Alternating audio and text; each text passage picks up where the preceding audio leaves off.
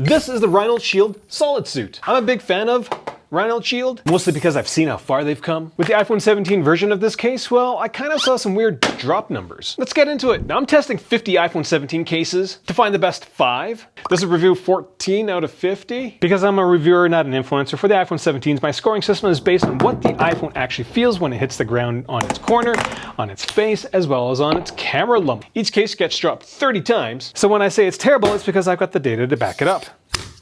But this thing isn't like your typical TPU cover. This thing is actually all TPE, which is weird to me because most cases with TPE, they're very like gummy, very flexy. They're not rigid like this. Now, the first thing I noticed about this case is this thing. The MagSafe area isn't filled in, so it's very ugh. Now, the shape of the case is quite nice. There's a slight round that goes this way. It definitely does improve the handling. The bottom and tops of the case are flared slightly for improved screen protection. The backside is also flared so that when you do this, you're not scuffing up the back that actually scratches quite easily. The finish on the 17 version of the case is better than the finish on the 16, but a little too much friction on this case is gonna leave a slight mark. So don't get the dark ones. This case is gonna increase the weight of your phone by a whopping, 43 grams. Pretty light case considering the average one is now 50 grams. When it comes to overall size, this thing is a monster of a case. It's gonna increase the size of your iPhone by about 65%. Now, as I said earlier, the finish on this case is better. The matte finish on this is very nice. It feels slick at first, but when you really clamp down, it really digs into your hand. But I will note that the Mod NX, the bumper version of the case,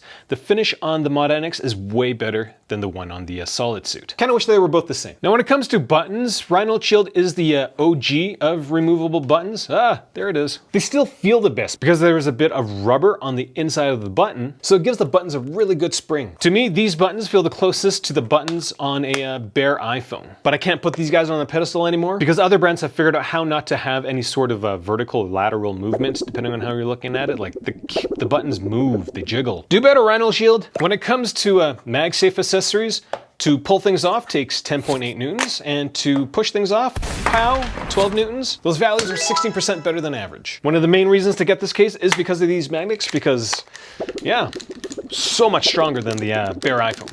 And when it comes to protective design, the corners of this case are 3.5 mils thick. The back is 2.7 mils thick. That's why the case is so bulky. There is some sort of honeycomb structure in the corners. They are technically air pockets for your iPhone. And there's also these air pockets on the back side of the case for all the corners as well. Now, there's a part of me that thinks that is to reduce the cost of making this case, but it also could help in terms of protection, maybe. Now, at the beginning of the video, when I showed you this, you must have thought the rigidity was going to be terrible for this case. You would be correct, because to bend this case 8 mils only took 10.8 newtons. That is 64% worse than the average case. Yikes. Now, when it came to corner drops, the corners felt 10 Gs during that corner drop. This was pretty much average, but the rotation rate after the corner drop was 10% faster. But then the rate at which it settled, stopped bouncing around, it's a green marker, pretty good. But then the total force going into this iPhone was 11% higher. So here's what I think happened. So let's say the total force for an average case looks something like this. This is the total force